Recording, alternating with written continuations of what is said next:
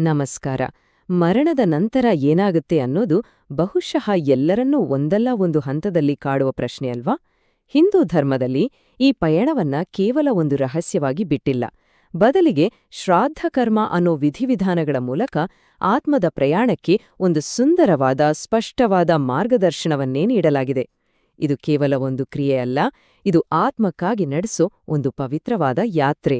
ಹಾಗಿದ್ರೆ ಸಾವಿನ ನಂತರ ಆತ್ಮದ ಪಯಣ ಅದು ನಿಜವಾಗ್ಲೂ ಹೇಗಿರುತ್ತೆ?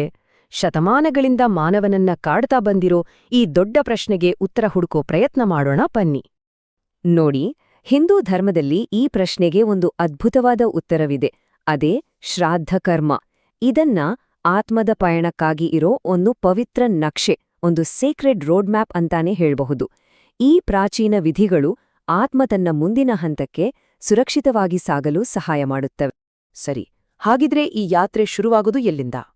ಮೊದಲ ಹೆಜ್ಜೆ ಪವಿತ್ರವಾದ ವಿದಾಯ, ಅಂದ್ರೆ ಪಂಚಭೂತಗಳಲ್ಲಿ ಲೀನವಾಗೋಕ್ಕೂ ಮುನ್ನ ಪಾರ್ಥಿವ ಶರೀರವನ್ನ ಅಂತಿಮ ಪ್ರಯಾಣಕ್ಕೆ ಸಿದ್ಧಪಡಿಸೋದು. ಮೊದಲಿಗೆ ಮೃತದೇಹವನ್ನ ಶುದ್ಧ ನೀರಿನಿಂದ ಸ್ನಾನ ಮಾಡಿಸಿ ಗೋಪಿಚಂದನ, ತುಳಸಿ ಮಾಲೆಗಳಿಂದ ಅಲಂಕಾರ ಮಾಡ್ತಾರೆ.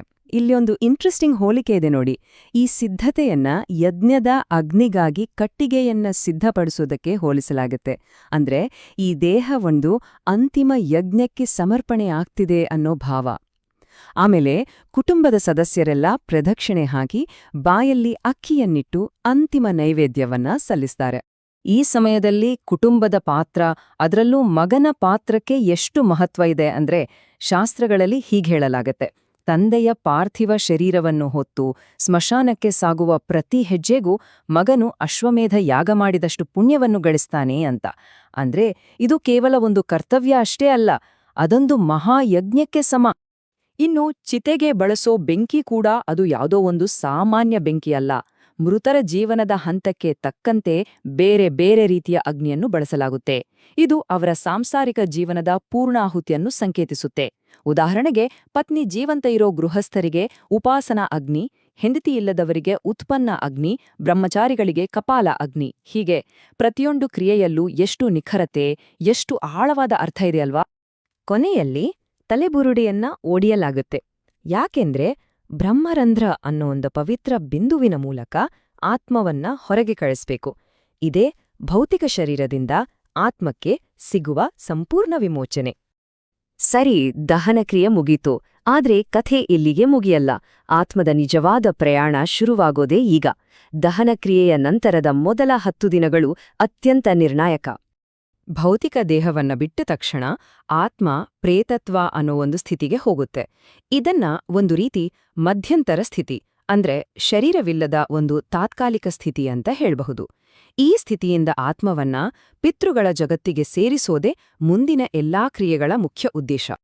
ಈ 10 ದಿನಗಳಲ್ಲಿ ಪ್ರತಿದಿನ ಪಿಂಡವನ್ನ ಅರ್ಪಿಸ್ತಾರಲ್ವಾ? ಆ ಒಂದೊಂದು ಪಿಂಡವೂ ಆತ್ಮಕ್ಕೆ ಒಂದು ಹೊಸ ಸೂಕ್ಷ್ಮ ಶರೀರವನ್ನ ಕಟ್ಟಿಕೊಡುತ್ತೆ. ಮೊದಲನೇ ದಿನದ ಪಿಂಡದಿಂದ ತಲೆ, 2ನೇ ದಿನ ಕತ್ತು, ಭುಜ, ಹೀಗೆ 9 ದಿನಗಳಲ್ಲಿ ದೇಹದ ಒಂದೊಂದೇ ಭಾಗಗಳು ರೂಪುಗೊಳ್ತವೆ. ಕೊನೆಗೆ 10ನೇ ದಿನದ ಪಿಂಡ ಆತ್ಮದಲ್ಲಿ ಹಸಿವು, ಬಾಯಾರಿಕೆಯನ್ನ ಸೃಷ್ಟಿ ಮಾಡುತ್ತೆ. ಯಾಕಂದ್ರೆ ಮುಂದಿನ ಪ್ರಯಾಣಕ್ಕೆ ಶಕ್ತಿ ಬೇಕಲ್ವಾ? ಇದೇ ಸಮಯದಲ್ಲಿ ಕುಟುಂಬದವರೆಲ್ಲ ಸೇರಿ ಪವಿತ್ರವಾದ ಗರುಡ ಪುರಾಣವನ್ನ ಕೇಳ್ತಾರೆ. ಯಾಕಂದ್ರೆ ಅದರಲ್ಲಿರೋ ಜ್ಞಾನ ಮೃತರ ಆತ್ಮಕ್ಕೆ ಮುಕ್ತಿಯ ದಾರಿಯನ್ನ ತೋರಿಸ್ತೆ ಅಂತ ಒಂದು ಬಲವಾದ ನಂಬಿಕೆ. 10 ದಿನಗಳಾಯಿತು. ಈಗ ಶುರುವಾಗೋದು 1 ವರ್ಷದ ಸುದೀರ್ಘ ಪ್ರಯಾಣ. ಆತ್ಮ ತನ್ನ ಮಧ್ಯಂತರ ಸ್ಥಿತಿಯಿಂದ ಪಿತೃಲೋಕವನ್ನ ತಲುಪುವರೆಗಿನ ಪ್ರಯಾಣ ಇದು. 48 ಇದೊಂದು ಸಾಮಾನ್ಯ ಸಂಖ್ಯೆಯಲ್ಲ. ಆತ್ಮದ ಆ ಪ್ರೇತತ್ವ ಸ್ಥಿತಿಯನ್ನ ಪೂರ್ತಿಯಾಗಿ ಕಳೆದು ಅದಕ್ಕೆ ಮುಕ್ತಿ ಕೊಡ್ಸೋಕೆ ಮೊದಲ ವರ್ಷದಲ್ಲಿ ಒಟ್ಟು ಇಷ್ಟು ಶ್ರಾದ್ದ ಕರ್ಮಗಳನ್ನ ಮಾಡಬೇಕಾಗತ್ತೆ. ಯೋಚನೆ ಮಾಡಿ, ಇದರಲ್ಲಿ ಎಷ್ಟು ಶ್ರದ್ಧೆ, ಎಷ್ಟು ಬದ್ಧತೆ ಅಡಗಿದೆ ಅಂತ. ಈ ಒಂದು ವರ್ಷದ ಪ್ರಯಾಣದ ಮ್ಯಾಪ್ ಹೇಗಿರುತ್ತೆ ಅಂದ್ರೆ, 12ನೇ ದಿನ ಸಪಿಂಡೀಕರಣ ಅಂತ ಒಂದು ಮುಖ್ಯವಾದ ಕ್ರಿಯೆ ನಡೆಯುತ್ತೆ. ಇಲ್ಲಿ ಆತ್ಮ ಪಿತೃಗಳ ಜೊತೆ ಸೇರೋಕೆ ಸಿದ್ಧವಾಗುತ್ತೆ. ಆಮೇಲೆ ಪ್ರತಿ ತಿಂಗಳು ಮಾಸಿಕ ಶ್ರಾದ್ದ. ಇದು ಪ್ರಯಾಣದಲ್ಲಿರೋ ಆತ್ಮಕ್ಕೆ ಬೇಕಾದ ಶಕ್ತಿ, ಪೋಷಣೆಯನ್ನ ಕೊಡುತ್ತೆ. ಕೊನೆಗೆ ವರ್ಷದ ಕೊನೆಯಲ್ಲಿ ಆತ್ಮ ಪಿತೃಲೋಕವನ್ನ ತಲುಪುತ್ತೆ. ಈ ಪ್ರಯಾಣ ಸುಲಭವಾಗಿ ಆಗ್ಬೇಕು ಅಂದ್ರೆ ಕೆಲವು ದಾನಗಳಿಗೂ ಬಹಳ ಮಹತ್ವ ಇದೆ. ಪಾಥೇಯ ಶ್ರಾದ್ದ ಅನ್ನೋದು ಪ್ರಯಾಣಕ್ಕೆ ಬೇಕಾದ ಊಟ ತಿಂಡಿ ಅಂತಾದ್ರೆ, ವೈತರಣಿ ದಾನ ಅನ್ನೋದು ಒಂದು ದೊಡ್ಡ ನದಿಯನ್ನ ದಾಟೋಕೆ ಸಹಾಯ ಮಾಡುತ್ತೆ. ಕಪ್ಪು ಹಸುವಿನ ದಾನ ಮಾಡಿದ್ರೆ ಆತ್ಮ ವೈತರಣಿ ನದಿಯನ್ನ ಸುಲಭವಾಗಿ ದಾಟುತ್ತೆ ಅಂತ ನಂಬಲಾಗತ್ತೆ. ಈ ಇಡೀ ಪ್ರಯಾಣದ ಅಂತಿಮ ಘಟ್ಟ ಕ್ಲೈಮ್ಯಾಕ್ಸ್ ಅಂತ ಹೇಳ್ಬೋದು.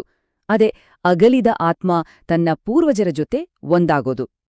ಈ ಮಹಾಮಿಲನದ ಕ್ರಿಯೆಯ ಹೆಸರೇ ಸ್ಪಿಂಡೀಕರಣ. ಈ ಕ್ರಿಯೆಯ ಮೂಲಕ ಮೃತರ ಆತ್ಮವನ್ನ ಅವರ ಹಿಂದಿನ 3 ತಲೆಮಾರುಗಳ ಜೊತೆ ಅಂದ್ರೆ ತಂದೆ, ಅಜ್ಜ, ಮುತ್ತಜ್ಜನ ಜೊತೆ ಅಧಿಕೃತವಾಗಿ ವಿಲೀನಗೊಳಿಸಲಾಗತ್ತೆ. ಆಗ ಅವರು ಪಿತೃಗಳ ಸಾಲಿಗೆ ಸೇರ್ತಾರೆ. ಇದರ ಜೊತೆಗೆ ಷೋಡಶ ಶ್ರಾದ್ದ ಅಂತ ಇನ್ನೂ 16 ವಿಧಿಗಳನ್ನ ಮಾಡ್ತಾರೆ.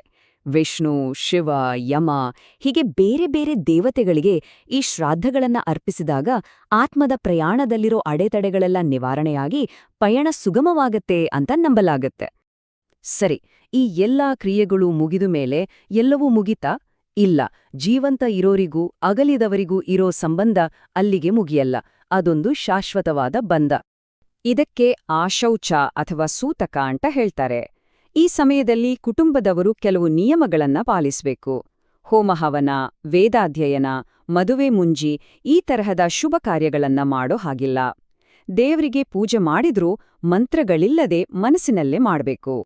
ನೋಡಿ, ಇದ್ರಲ್ಲಿರೋ ಒಂದು ಅದ್ಭುತವಾದ ಕಲ್ಪನೆ ಅಂದ್ರೆ ಶ್ರಾದ್ಯ ಕರ್ಮ ಅನ್ನೋದು ಕೇವಲ ಮೊದಲ ವರ್ಷಕ್ಕೆ ಸೀಮಿತ ಅಲ್ಲ. ಪ್ರತಿ ವರ್ಷವೂ ಇದನ್ನ ಆಚರಿಸಲಾಗುತ್ತೆ. ಇದು ತಲೆಮಾರುಗಳವರೆಗೆ ಮುಂದುವರೆದುಕೊಂಡೋಗುತ್ತೆ. ಇದರಿಂದ ಜೀವಂತ ಇರೋರಿಗೂ ನಮ್ಮ ಪಿತೃಗಳಿಗೂ ನಡುವೆ ಒಂದು ನಿರಂತರವಾದ ಶಾಶ್ವತವಾದ ಬಂಧ ಉಳಿಯುತ್ತೆ. ಕೊನೆಯದಾಗಿ ಒಂದು ಯೋಚನೆ. ಈ ಎಲ್ಲಾ ವಿಧಿವಿಧಾನಗಳು ಇವು ಕೇವಲ ಹಿಂದೂ ಧರ್ಮದಲ್ಲಿ ಮಾತ್ರ ಅಲ್ಲ, ಪ್ರಪಂಚದ ಬೇರೆ ಬೇರೆ ಸಂಸ್ಕೃತಿಗಳಲ್ಲೂ ಇದೇ ತರಹದ ಆಚರಣೆಗಳಿವೆ. ಹಾಗಿದ್ರೆ ನಾವು ಕಳೆದುಕೊಂಡವರ ಜೊತೆಗಿನ ನಮ್ಮ ಸಂಬಂಧವನ್ನ ರೂಪಿಸೋದ್ರಲ್ಲಿ ಈ ಆಚರಣೆಗಳ ಪಾತ್ರವಾದ್ರೂ ಏನು? ನಮ್ಮ ನೆನಪುಗಳನ್ನ, ನಮ್ಮ ಪರಂಪರೆಯನ್ನ ಜೀವಂತವಾಗಿಡೋಕಿ ಇವು ಹೇಗೆ ಸಹಾಯ ಮಾಡ್ತವೆ? ಒಮ್ಮೆ ಯೋಚಿಸಿ ನೋಡಿ.